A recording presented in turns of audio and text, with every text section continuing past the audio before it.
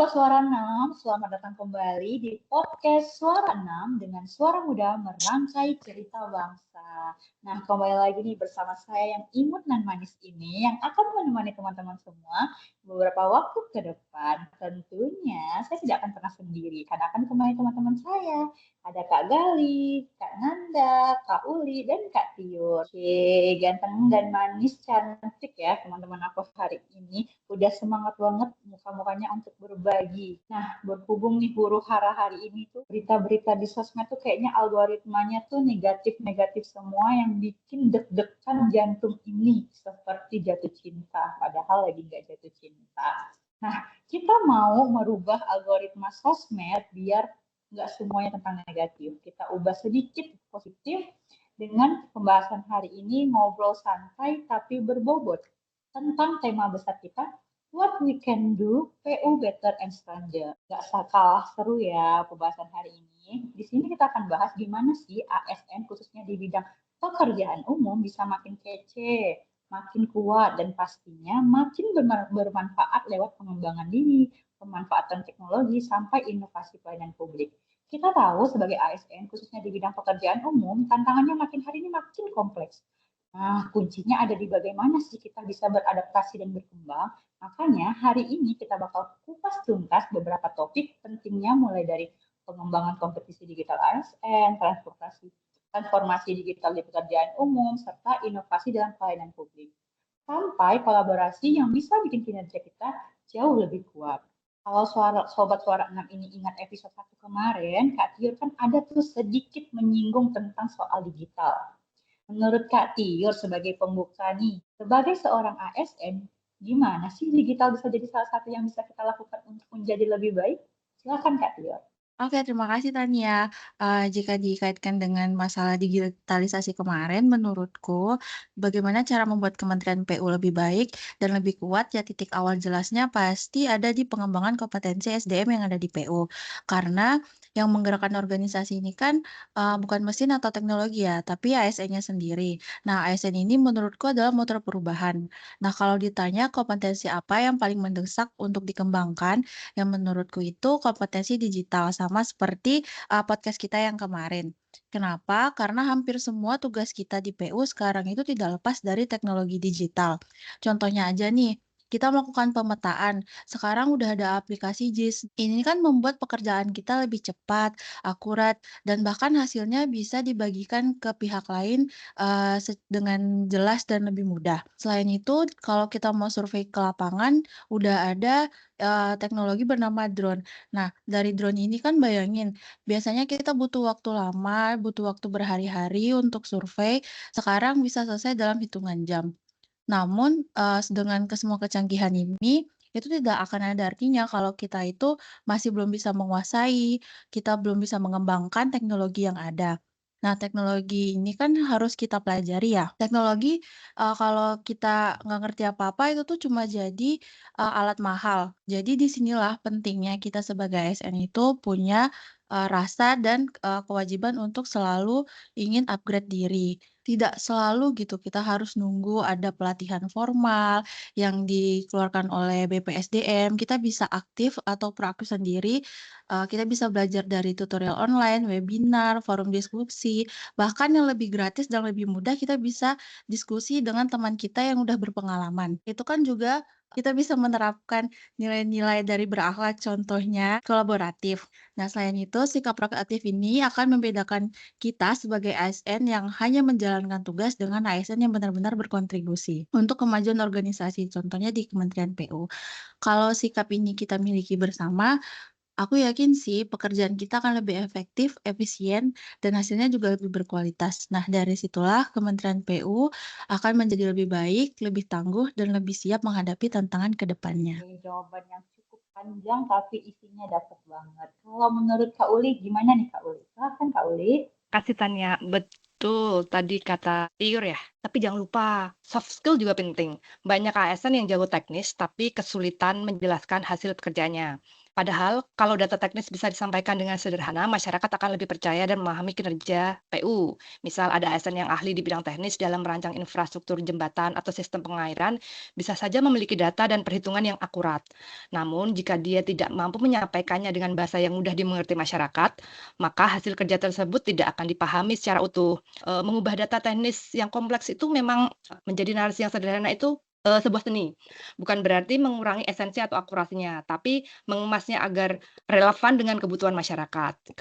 Komunikasi yang efektif akan membuat masyarakat merasa dilibatkan dan memiliki pemahaman yang lebih tentang proyek-proyek yang dibangun oleh PU sendiri. Rasa kepemilikan dan dukungan publik akan meningkat juga, yang pada akhirnya juga memperkuat legitimasi dan kredibilitas Kementerian PU sendiri. Selain itu, budaya mentoring juga perlu diperkuat supaya pengetahuan teknologi tidak hanya berhenti di ASN muda, tapi bisa menyebar ke semua jenjang ASN. ASN senior kan biasanya seringkali punya pengalaman lapangan yang lebih luas ya daripada yang muda. Eee, dengan membimbing ASN muda, mereka tuh dapat membantu mempercepat proses adaptasi dan mencegah kesalahan-kesalahan yang tidak perlu. Atau sebaliknya, ASN muda yang, seperti Gen Z zaman sekarang ya, itu kan seringkali lebih fasih dalam menguasai teknologi baru dan metodologi modern. Dengan adanya mentoring silang seperti ini, mereka dapat mentransfer pengetahuan kepada rekan-rekan senior maupun juniornya, sehingga seluruh tim bisa tetap relevan dan kompetitif.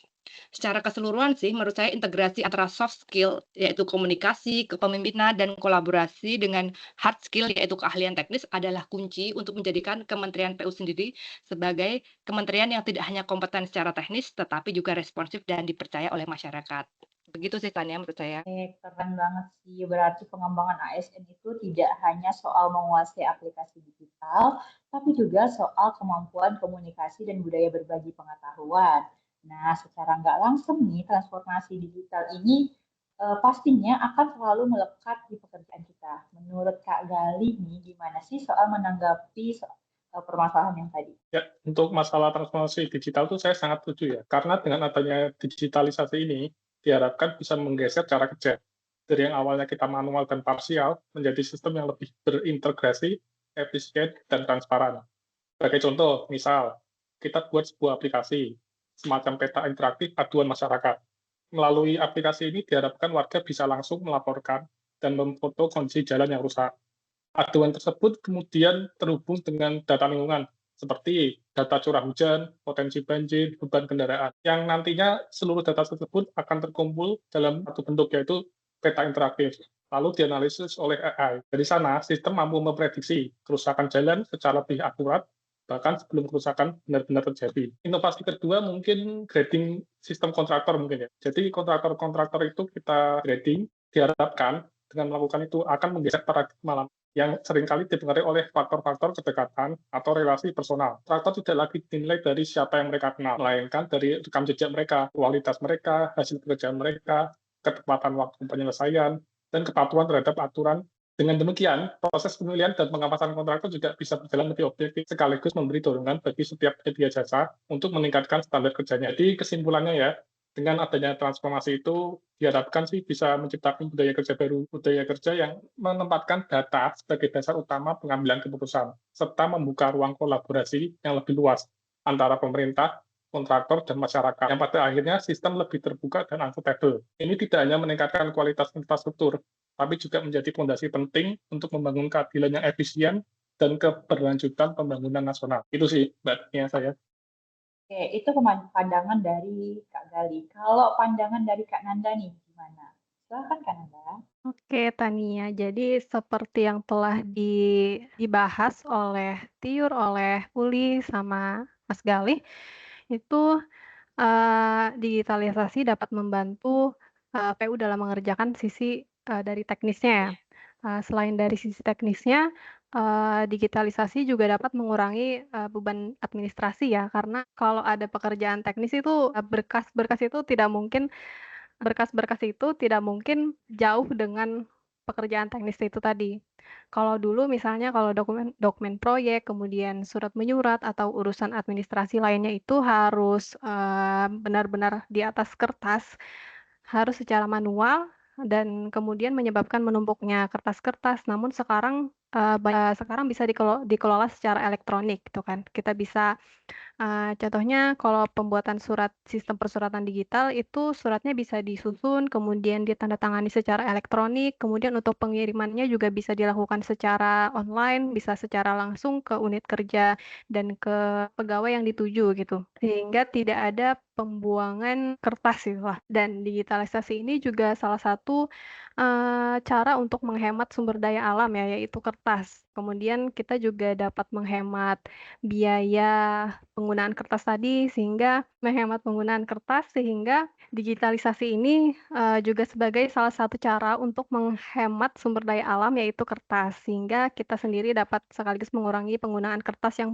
berlebihan, begitu Tania. Berarti digitalisasi ini cocok ya dengan moto yang sekarang saat efisiensi. Berarti dia bisa tetap berjalan walaupun kita udah nggak gunain kertas-kertas itu lagi dengan menggunakan transformasi digital ini. Luar biasa ya jawabannya saling melengkapi ini, sehingga dari segmen ini kita bisa melihat bahwa transformasi digital membuat kinerja PU lebih efisien, transparan, dan akuntabel. Tapi apakah cukup hanya dengan pengembangan kompetensi, inovasi, dan transformasi digital sebagai satu dan lain hal yang bisa dilakukan untuk membuat PU lebih baik dan lebih kuat? Bagaimana jika kita lihat dari kacamata publik? Mana Kak Nanda? Perubahan apa yang bisa kita lakukan kalau di kacamata publik? Kalau dilihat berdasarkan kacamata publik, berarti kita secara langsung menyinggung pelayanan kita terhadap publik kan ya, yaitu bagaimana pelayanan ini bisa diberikan kepada publik. Kalau sebelumnya digitalisasi ini cenderung dalam bentuk satu arah, misalnya untuk yang proyek itu dapat dipantau, mungkin untuk perkembangannya dapat kita berlakukan komunikasi dua arah. Jadi kita memfasilitasi masyarakat gitu. Misalnya dapat diberlakukan sistem online di mana masyarakat ini bukan hanya bisa memantau, namun juga bisa memberikan ide, saran, kritik, atau pandangan gitu. Sehingga kalau ada yang kurang tepat, bisa segera ditanggapi. Mungkin bisa jadi cara ini dapat membuat pelayanan publik lebih terbuka gitu dan masyarakat juga merasa mereka didengar gitu pendapatnya, bukan hanya kita yang memperlihatkan, tapi masyarakat juga mampu untuk memperlihatkan sisi dari mereka, begitu. Oke, kalau saya lihat nih dari muka-mukanya Kak Gali ini kayaknya pengen menambahkan suatu argumen. Boleh deh, Kak Gali, apa tanggapan dari Kak Gali soal ini? Ya, kalau dari tanggapan Mbak Nanda, saya setuju banget ya, karena pada dasarnya kan pelayanan publik itu kan dua arah ya, jadi tidak hanya satu arah saja. Yang melibatkan masyarakat itu diharapkan masyarakat juga memiliki rasa kepemilikan, sense of belonging mereka tuh tumbuh, karena mereka merasa terlibat kan. Tapi ingat, konsekuensinya instansi juga harus siap, bukan hanya menerima kritik saja, tapi juga cepat respon menanggapi komentar-komentar dari masyarakat-masyarakat itu. Karena kalau tidak, bisa nanti malah jadi pedang bermata dua, bisa menimbulkan kekecewaan baru. Itu aja sih, Mbak. Oke, tapi kan itu kalau secara pelayanan publik secara digital ya. Kalau secara nyata, karena kan nggak semua masyarakat tuh berkecimpung di digital. Gimana nih Kak Gali kalau secara nyata? Kalau contoh nyatanya ya, mungkin ada semacam mobil layanan keliling gitu ya, mirip kayak mobil SIM keliling. Nggak usah setiap hari sih, mungkin sebulan sekali atau ya sebulan sekali. Diharapkan dengan adanya mobil keliling itu, masyarakat bisa melakukan pengaduan langsung di tempat. Syukur-syukur mereka langsung melakukan penanganan darurat lah, semacam itulah, tamu darurat. Oke, kalau menurut Kak Nanda gimana? Kalau Iya, menurut saya, pilihan Mas Galih bisa menjadi opsi sih ya, karena memang tidak semua lapisan masyarakat itu bisa menyesuaikan dengan perkembangan teknologi. Apalagi seperti bahasan kita kemarin kan, banyak akses yang kadang masih sangat terbatas untuk wilayah-wilayah tertentu. Sehingga memang, salah satu opsi Mas Galih tadi bisa menjadi salah satu, caralah untuk kita menggapai masyarakat, agar segala sisi masyarakat itu dapat dijangkau, gitu. layanan publik itu harus hadir bukan hanya lewat teknologi, tapi juga lewat pendekatan langsung yang bisa menjangkau semua kalangan. Dengan adanya inovasi seperti mobil layanan kelilingnya seperti Kak Gali bilang, masyarakat itu tetap merasa diperhatikan tanpa terkendala akses maupun keterbatasan digital. Nah, berarti di era digital ini bukan hanya memberikan layanan, tapi juga membuka ruang kolaborasi dan edukasi yang lebih interaktif. Nah, kalau kolaborasi secara langsung antara masyarakat dan PU, menurut pendapat Kak Uli gimana? Oke, terima kasih Tania. Benar, Harus ada kolaborasi secara langsung dari masyarakat sama lembaga atau kementerian pemerintah ya. Karena secara tradisional masyarakat sering ditempatkan sebagai pihak yang pasif. Pihak pasif itu maksudnya menerima hasil pekerjaan pemerintah atau mengeluhkan masalah saja ya. Menurut saya partisipasi masyarakat sangat penting. Contoh sederhana seperti tadi yang sudah disampaikan Mas Galih soal aplikasi pengaduan masyarakat ya, atau kita generalnya kita bisa sebutnya crowdsourcing jalan rusak misalnya. Warga bisa foto jalan yang rusak, terus kirim lokasinya di mana, lalu otomatis akan masuk ke sistem PU. Nah, setiap foto dan data lokasi yang dikirimkan warga itu informasinya kan otentik dan dapat diverifikasi oleh PU sendiri. Hal itu pun membantu pegawai-pegawai PU untuk memetakan skala masalah yang dengan cepat dan akurat. Ini mengurangi waktu dan sumber daya yang dibutuhkan untuk survei lapangan pegawai PU sendiri. Ketika masyarakat melihat bahwa keluhan mereka tidak hanya didengar, tetapi juga direspon dengan tindakan nyata, tingkat kepercayaan masyarakat itu pasti akan meningkat drastis terhadap pemerintah. Dengan puluhan ribu mata dari masyarakat yang mengawasi kondisi jalan atau proyek pemerintah lainnya, PU tidak perlu mengerahkan tim survei dalam jumlah besar untuk mendeteksi setiap kerusakan kecil. Masyarakat bisa menjadi perpanjangan tangan PU di lapangan. Ini memungkinkan PU untuk memprioritaskan perbaikan berdasarkan urgensi dan jumlah laporan, sehingga alokasi anggaran dan sumber daya menjadi lebih efektif. Dengan begitu, masyarakat nggak perlu hanya ngeluh ya, tapi juga bisa menjadi bagian dari solusinya. Begitu sih, Tania. Berarti dari yang aku tangkap nih Kak, kayaknya PR bagi PU nih buat konten di semua sosmed PU wilayah, cara penggunaan aplikasi-aplikasi tertentu, terus gimana sih untuk pelaporan-pelaporan secara online, karena kan masih belum semuanya nih kan mengetahui, jadi boleh deh dari generasi-generasi muda yang akan datang nanti bikin konten terkait hal-hal tersebut. Kalau menurut Kak Piur gimana nih? Baik, makasih Mbak Tania. Kalau menurut aku sendiri, pertama aku setuju sih apa yang disampaikan dengan Kak Uli, karena ketika masyarakat dilibatkan, mereka bukan hanya sekedar pengguna, tapi juga merasa memiliki infrastruktur itu sendiri. Efeknya akan ada kesadaran dalam diri masyarakat untuk menjaga, merawat, bahkan mengawasi infrastruktur tersebut. Jadi bukan hanya pemerintah aja yang memikul tanggung jawab untuk merawatnya, tapi masyarakat juga ikut serta. Nah, benar yang Kak Uli bilang, keterlibatan masyarakat ini dampak positifnya adalah membangun rasa trust masyarakat terhadap ASN dan pemerintah. Karena, mereka melihat secara langsung bahwa mereka juga bisa memberi masukan dan juga memberi laporan. Contohnya aja sesederhana kayak tadi contohnya mereka mau, memberi laporan tentang jalan yang rusak. Nah, itu kan berarti, jika kita memberi respon positif dan langsung ditindaklanjuti, berarti mereka merasa bahwa suara mereka dihargai oleh Kementerian PU. Nah, kalau rasa itu sudah dimiliki dan tumbuh di antara masyarakat dan PU, maka kolaborasi masyarakat dengan PU akan jauh lebih kuat. Infrastruktur yang dibangun bukan hanya berdiri secara fisik, tapi juga bisa hidup bersama kesadaran masyarakat untuk menjaganya. Nah, hal ini juga bisa membuat hasil kerja kita ini lebih berkelanjutan dan bermanfaat. Menurutku seperti itu, Mbak Tania. Banget jawaban-jawaban dari teman-temanku semua ini. Jadi bisa kita lihat ya teman-teman, masyarakat itu jangan cuma ditempatkan sebagai penonton pasif. Justru kalau dilibatkan, mereka bisa jadi game changer. Bayangin aja nih, lewat aplikasi sederhana, warga bisa foto jalan rusak, kirim lokasi, dan langsung masuk ke sistem PU. Artinya, ada ribuan mata di lapangan yang bisa bantu ASN bekerja lebih cepat dan akurat. Hasilnya, pemerintah bisa hemat waktu, biaya survei, perbaikan bisa diprioritaskan sesuai urgensi, dan yang paling penting, kepercayaan masyarakat ke pemerintahan makin tinggi. Karena mereka merasa suaranya nggak cuma didengar, tapi juga ditindaklanjuti. Di titik ini, masyarakat bukan sekadar pengeluh, tapi ikut jadi bagian dari solusi infrastruktur jadi milik bersama, dijaga bersama, dan akhirnya terciptalah kesadaran kolektif. Itulah kekuatan kolaborasi yang bisa bikin PU better and stronger. Nah, dari 4 segmen tadi dapat aku simpulkan beberapa hal penting. Yang pertama, ASN tuh perlu mengembangkan diri, baik hard skill maupun soft skill.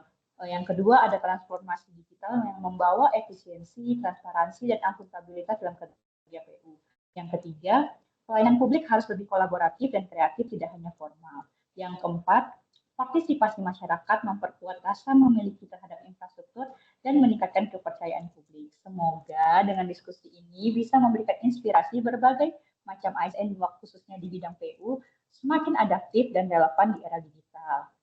Terima kasih ya para narasumber-narasumber hari ini. Jangan bosan, aku undang di podcast Suara 6 ini. Terima kasih atas hari ini. Saya rasa sih cukup banget informasi ini karena ide-ide cemerlangnya bisa kita pakai untuk jadi bikin PU jadi lebih baik dan lebih kuat. Terima kasih Sobat Suara 6 masih setia mendengarkan podcast kami. Sampai bertemu di episode berikutnya. Jangan lupa tetap bersama Suara 6, dengarkan suara muda merangkai cerita bangsa. Bye-bye.